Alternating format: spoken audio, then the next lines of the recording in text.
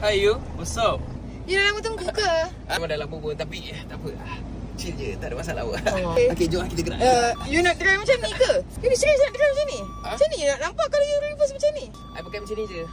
You nak kasi selfie kamera je reverse? Serius? Wah! Tengok tu, dah sampai dah. So lah dia ni. Relax, chill.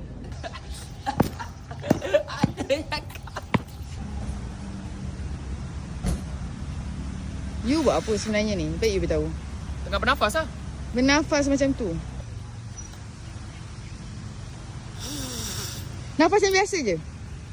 Tak apa, chill je. I dah biasa dah macam ni. You, macam ni? Tak cukup udara, bagi udara. Panggil orang CPR ke apa ni? CPR tak nak CPR. CPR tak nak, ni tak nak. Bagi Sekejap. udara. Udara. Bah! Terkejutnya. You jangan terkejut kat I macam ni. You tak chill lah you. Tu, pun dalam air. Ingat je, tak payah risau. You. Ni dah lah aku you baru beli ni. Tak apa, jangan risau. Dia ada sonic wave water injection. Mari I tunjuk you kat sini. Okay, nampak? Hidup lagi nampak? I dah cakap dah hidup lagi. Okay, you tak nak. Hebat tak? Chill. Nampak? Nampak? Ada water injection speaker. Okay, so kalau I tekan ni, you tengok sini. I tekan ni kan?